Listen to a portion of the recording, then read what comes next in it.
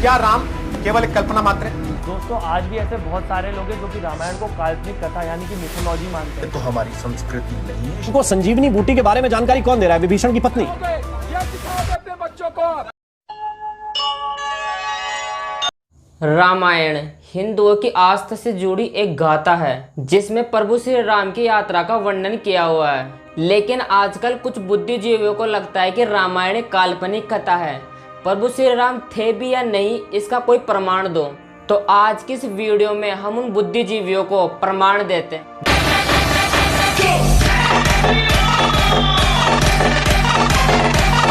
Video पूरी देखना ताकि आपको कोई भविष्य में ये ना कह सके कि रामायण एक काल्पनिक कहानी है। राजा दशरथ अयोध्या के रघुवंशी के राजा दशरथ के 3 पत्नियां थी, कौशल्या, कैकेयी और सुमित्रा। लेकिन राजा के बाद को राज्य चलाने के लिए पुत्र नहीं था।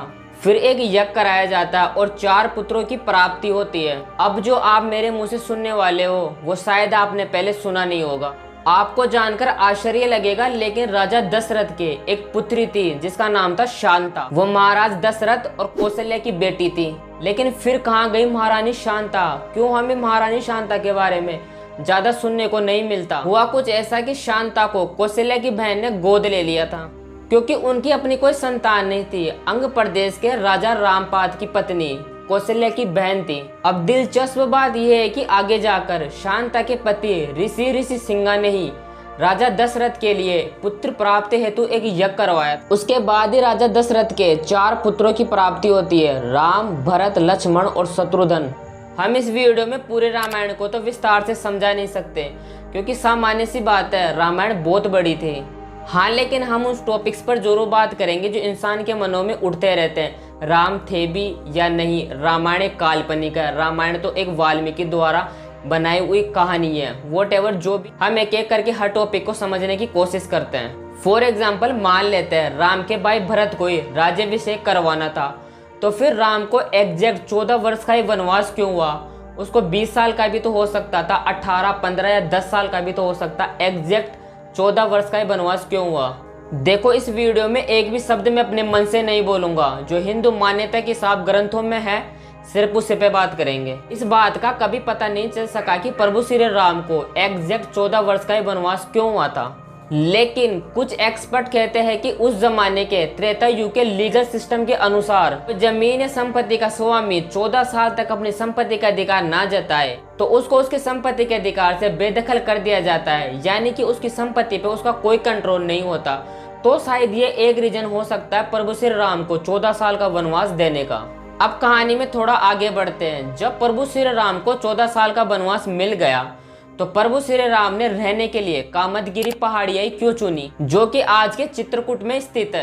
कहा जाता है कि प्रभु श्री राम अपनी पत्नी मां सीता, भाई लक्ष्मण के साथ 11 साल 11 महीने और 11 दिन इसी पहाड़ी पर बिताए थे। लेकिन सवाल यह है कि प्रभु श्री राम ने रहने के लिए कामदगिरी पहाड़ी क्यों चुनी? इस बात को समझने के लिए हमें चलना होगा प्रयागराज।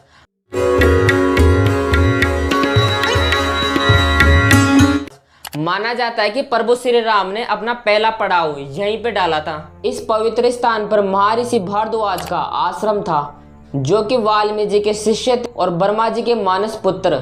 तो राम, लक्ष्मण और सीता इस महर्षि भारद्वाज के पास पहुंचते हैं ये पूछने के लिए कि वनवास के 14 वर्ष वो कहाँ व्यतीत करें। तो महर्षि उनको आशीर्वाद देकर एक मार्गदर्शन देते हैं कि यमुना के साथ साथ दक्षिण में बढ़ने पर उनको एक विशाल पर्वत मिलेगा जो कि अंदर से खोखला है, वही स्थान रहने के लिए सही होगा। और पता है वो पहाड़ी कौन सी है? कामदगिरी की पहाड़ी, जहाँ प्रभु श्री राम 11 साल 11 महीने और 11 दिन बिताए थे। अब आपके मन में प्रश्न उठेगा कि जब श्री राम 11 साल 11 महीने और 11 दिन कामदगिरी पहाड़ी यानी चित्रकूट में बिता चुके थे तो फिर ऐसा क्या हुआ कि उनको वो स्थान छोड़ना पड़ा और 2 साल वहीं पे रुक के वापस अयोध्या लौट जाते हैं। चित्रकूट से कुछ किलोमीटर दूर दंडक फॉरेस्ट शुरू होता है। दंडक फॉरेस्ट में राक्षसों का राज था, कोई भी ऋषि मुनि तपस्या नहीं कर सकता था। अगर कोई ऋषि मुनि तपस्या करता हुआ मिल भी जाता तो उसे क्रूरता से मौत के घाट उतार दिया जाता था। आसपास के लोग सुरक्षित नहीं थे।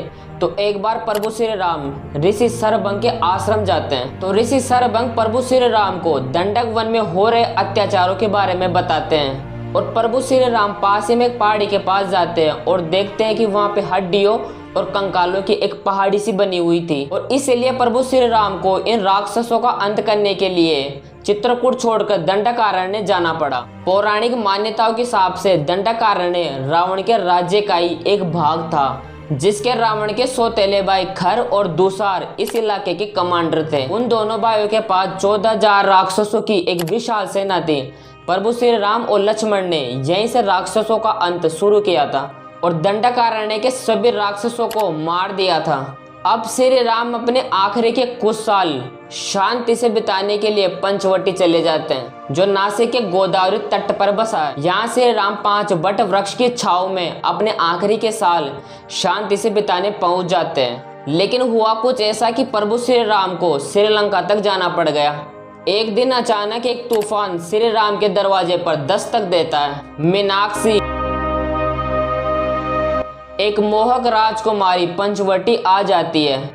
श्री राम को बलशाली व उसकी सुंदरता देखकर वह मोहित हो जाती है और श्री राम को प्रपोज कर देती है। श्री राम बहुत समझाते हैं, मैं एक शादीशुदा हूँ, किसी दूसरी स्त्री की तरफ मैं देख भी नहीं सकता। लेकिन मीनाक्षी अपनी बात पर अड़ी रही। अब आपको समझ में आ गया होगा, मीनाक्षी कोई और नहीं बल्कि रावण की बहन शूर्पणखा थी। अपने घमंड और जेलसी में शूर्पणखा ने माता सीता पर अटैक कर दिया था। तभी लक्ष्मण माता सीता की सुरक्षा के लिए शूर्पणखा की नाक काट देते हैं और यही वो जगह है जहाँ से नासिक का नाम पड़ा। नासिक यानी जहाँ नासिका कटी या नाक कटी। और अब यहीं से रामायण में और भारत के इतिहास में एक और नया अध्याय लिखा जाने वाला था। अब जो इसके आगे हुआ वो हम सब अच्छे से जानते हैं। रावण छल कपट करके माता सीता को किडनैप करके लंका ले जाते हैं। रावण एक भिक्षु के वेश में आकर माता सीता का अपहरण करता है। माता सीता को रावण कहाँ लेके जाते हैं वो आज आप और हम अच्छे से जानते हैं, लेकिन उस जमाने में राम और लक्ष्मण ये नहीं जानते थे। और फिर एक मूवी के हीरो की तरह एंट्री होती है जटायु की। जटायु दशरथ के मित्र थे। जटायु ने माता सीता को बचाने के लिए पूरी कोशिश की थी, लेकिन क्रूर रावण बेरहमी से जटायु के पंख काट देता है। नासिक से 65 किलोमीटर दूर महाराष्ट्र के ताकेत गांव में एक मंदिर है। कहते हैं कि सीता की तलाश में राम और लक्ष्मण भागते हुए यहीं आए थे। तब उनको यहाँ पे बुरी तरह घायल जटायु मिला। जटायु ने अपनी आखिरी सांसों से राम को एक बात बताई। आंसू थे उसकी आंखों में, बेबस थी सीता उस बलशाली राक्षस के काबू में। धर्म था मेरा मैं युद्ध करूं, सीता पड़ गई थी कमजोर। वायु के रास्ते रावण ले भागा उस ओर। अब राम और लक्ष्मण को पता था कि सीता कहाँ है। जिन लोगों को धर्म, जाति, भगवान ये सब बातें बेतुकी या पागलपन लगती हो और विकास, नौकरी, पैसा कमाना ही सब कुछ मानते हो, तो इस देश को कभी सोने की चिड़िया कहते थे। दुनिया की सर्वोच्च शिक्षा व्यवस्था और सर्वोच्च शासन प्रणाली सब धरी की धरी रह गई। अपने जड़ों को छोड़ कर शहरों में बस जाना और चंद पैसे कमाने जीवन या सफलता नहीं है, बल्कि जो तपस्या श्री राम ने की, जो बलिदान हमारे पूर्वजों ने दिए और जिस राष्ट्र के लिए हमारे पूर्वजों ने खून बहाया, उस राष्ट्र को सहस्वरूप नहीं तो बेहतर बनाकर राम का नाम ले, वही जीवन और असली सफलता है। कुछ समय पहले इस देश में एक मूवी रिलीज हुई थी, द केरला स्टोरी।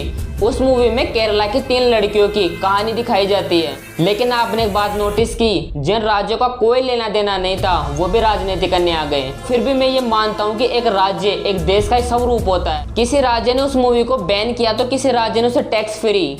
अब एक मूवी और आई है, आदि पुरुष। उस मूवी में आपकी आस्था के साथ खुला नंगा नाच हो रहा है, लेकिन अब एक भी राज्य चूंकि आवाज नहीं निकालेगा। यह मूवी नेपाल में पहले दिन ही बैन हो गई थी। और जो जगह प्रभु श्री राम की जन्मभूमि रही है वह हर सिनेमा हॉल फुल है। यह वीडियो हम यहीं तक रखेंगे। आगे सेकंड पार्ट में हम बात करेंगे कैसे श्री राम सीता की खोज करते हैं और उनको क्या क्या चैलेंज फेस करना पड़ता है, कैसे युद्ध हुआ। अभी तो श्री हनुमान जी की एंट्री भी नहीं हुई, वो हम सब सेकंड पार्ट में जानेंगे। और हाँ, अगर वीडियो पसंद आई हो और इस वीडियो से कोई इन्फॉर्मेशन मिली हो तो वीडियो को शेयर कर देना। मेरे लिए नहीं तो अपने भगवान के लिए कर देना। कम से कम उन लोगों को जरूर शेयर कर दो जो कहते हैं कि प्रभु श्री राम एक काल्पनिक है। और वीडियो के कमेंट बॉक्स में जय श्री राम जरूर लिखना। मिलते हैं अगली वीडियो में। जय श्री राम।